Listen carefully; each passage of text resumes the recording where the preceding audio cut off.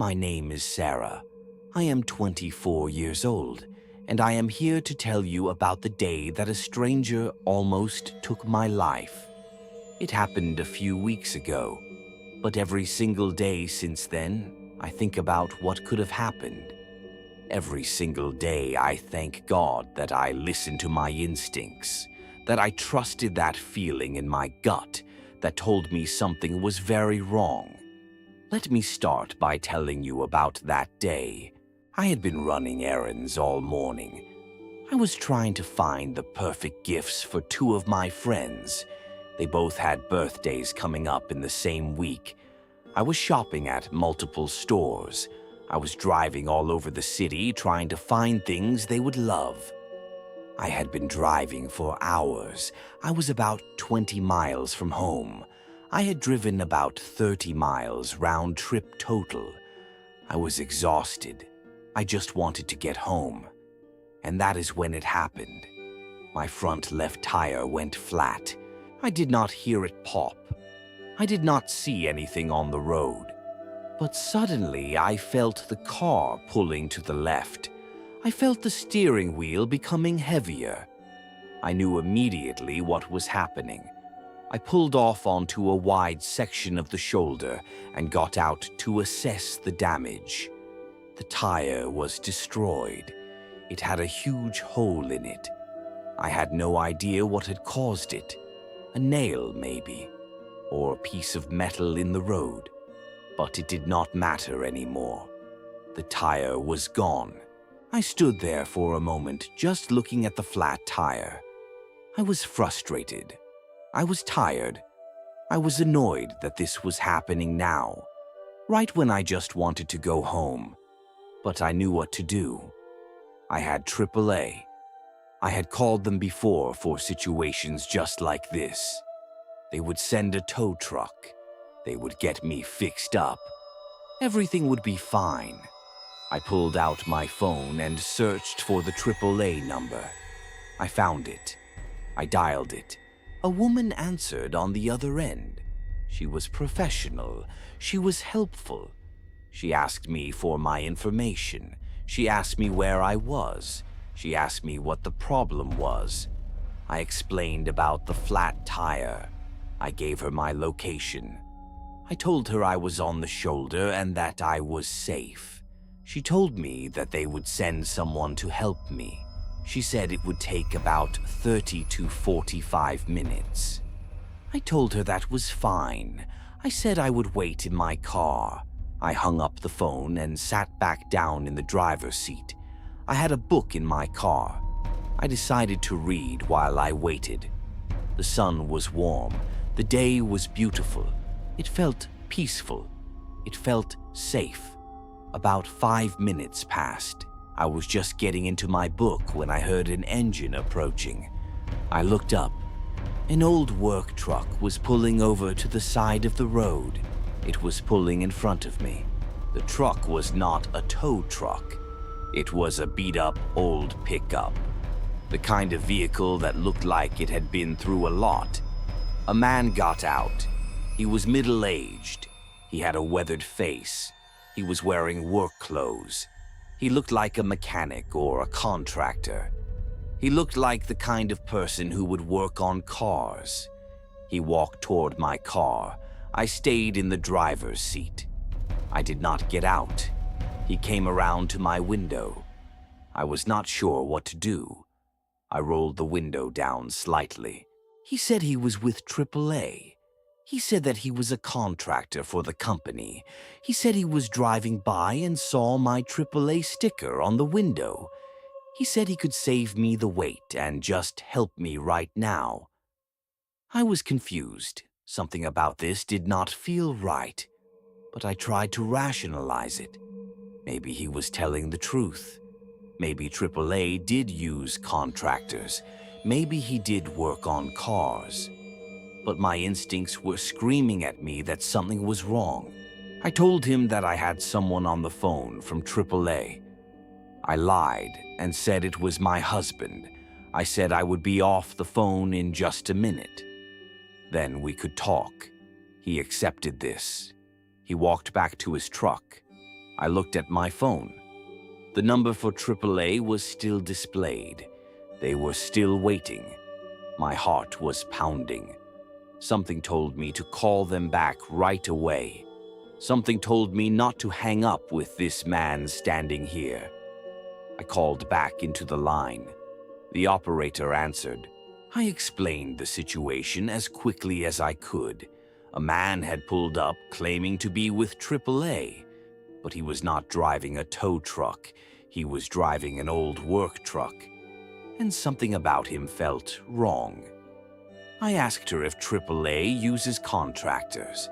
She said yes, they do, but she said all the contractors drive proper tow trucks, not old work trucks. That is not standard. My stomach sank. She told me not to worry. She said she was calling the police right now. She said an officer would be arriving soon. She told me to keep the doors locked.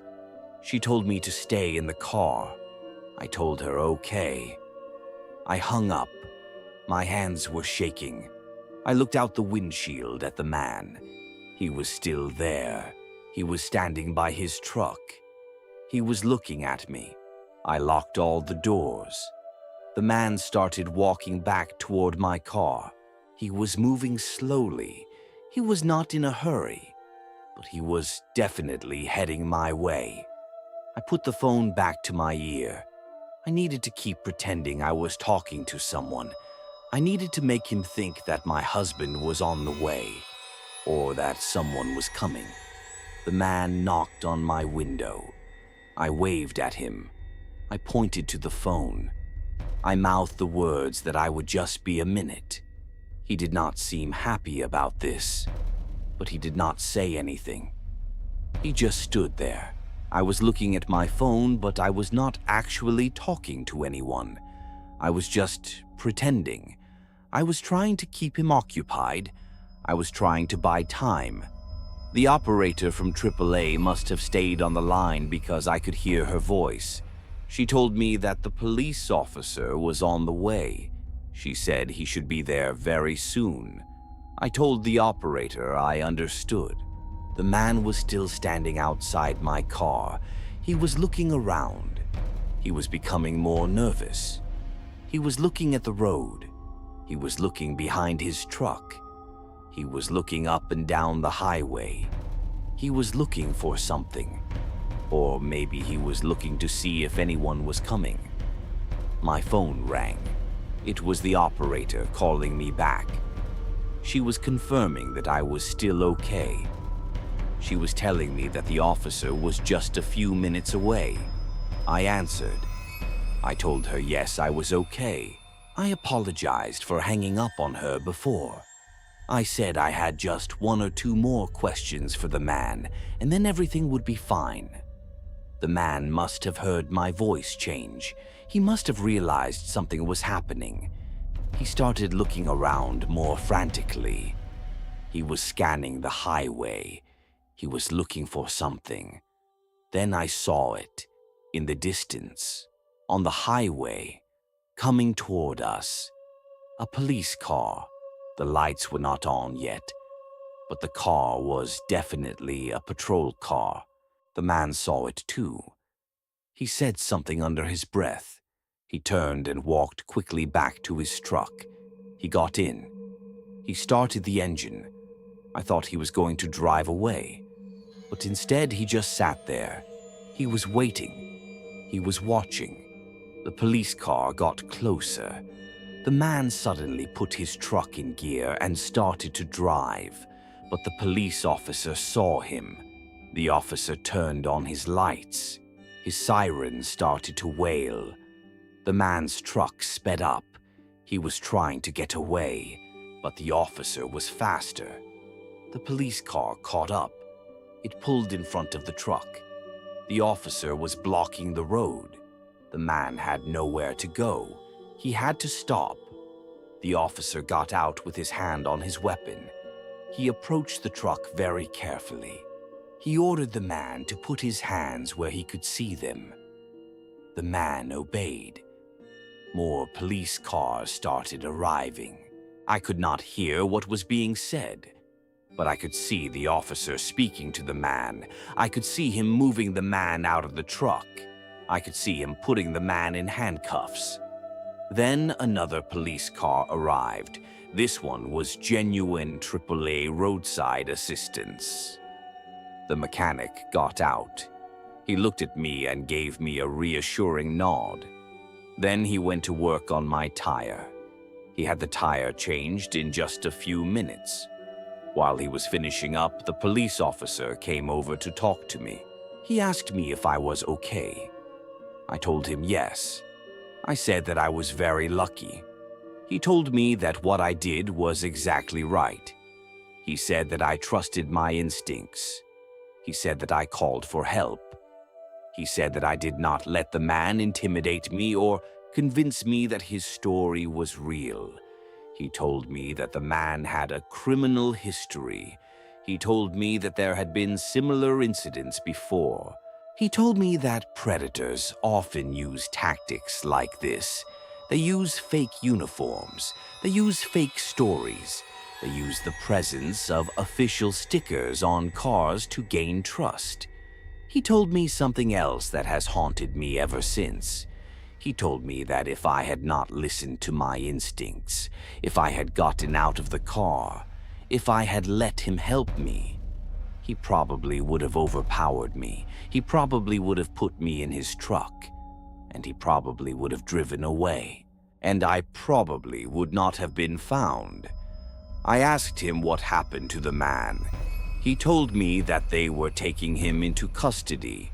He told me that the man had warrants for his arrest. He told me that charges would likely be pressed. But after that, I never heard anything more. I did not receive any phone calls from the police. I did not receive any updates. I did not hear anything about charges being filed. And in a strange way, I was glad about that, because I did not want to know the details. I did not want to know what he was planning to do to me. I did not want to know what his history was. I did not want to know anything more about him. I just wanted to forget that it had ever happened. But I cannot forget. Every single day I think about what could have happened. Every single day I am grateful that I listened to that voice inside my head. That voice that told me something was wrong. Every single day I am thankful that I called AAA back, that I did not hang up on them. Every single day I remember what that police officer told me. Predators are out there. They are using tactics that seem legitimate. They are using stickers on cars. They are using fake uniforms. They are using fake stories. And they are getting very good at it. Since that day, I have removed the AAA sticker from my car.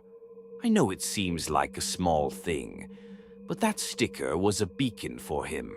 That sticker told him that I was the kind of person who would be prepared, the kind of person who would trust official-looking help. I no longer advertised to strangers that I might need help. I changed my phone number. I installed a security system in my home. I bought pepper spray, and I keep it with me at all times. I have become hyper-aware of my surroundings. I no longer stop for flat tires in remote locations.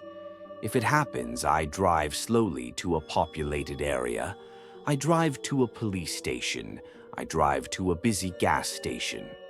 I no longer trust people who approach my car claiming to be from service organizations. I verify everything by calling the companies directly. I do not open my car doors for people I do not know. I do not let people I do not know touch my vehicle. I have become paranoid, and in some ways I hate that. I hate that I cannot trust the kindness of strangers anymore. I hate that I cannot believe people's stories. I hate that I have to assume the worst in people. But I am alive, and that means everything, because I know what could have happened. I know what he was planning, and I know that there are people out there right now who are doing exactly what he was doing. They are targeting people.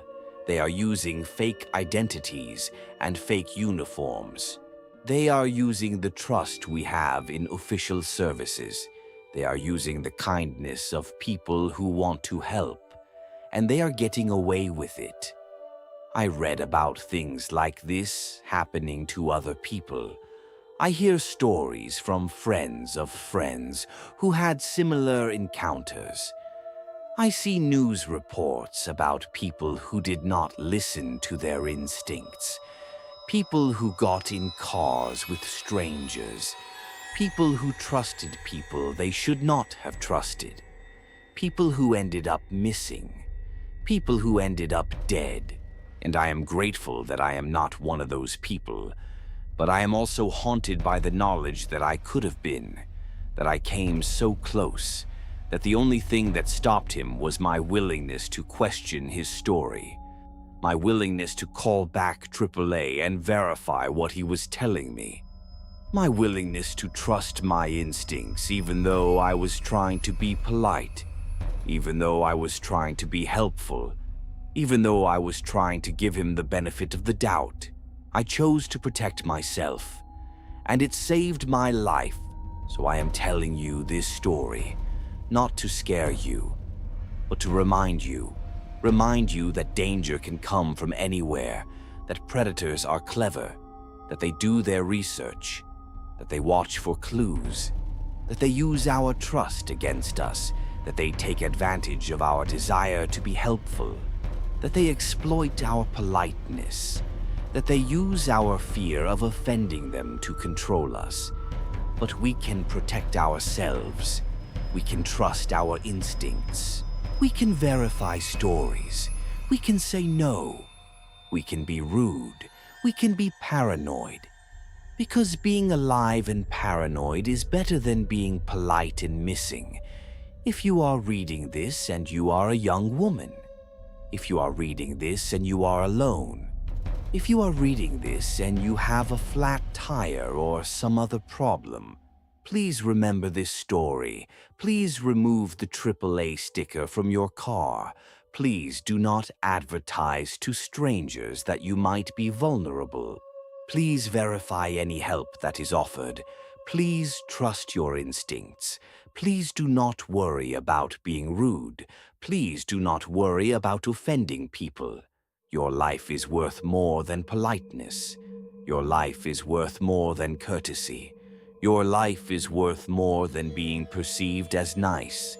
If something feels wrong, it probably is. And that feeling, that instinct, that might be the only thing that saves you. I am lucky. I got a second chance. I got to go home. I got to continue my life. Many people do not get that chance, and I think about them every day. I think about the people who did not listen to their instincts. I think about the people who trusted the wrong person. I think about the people who are missing. I think about their families, and I am grateful. So grateful that I am here, that I can tell this story, that I can warn others, that I can help prevent someone else from becoming a victim.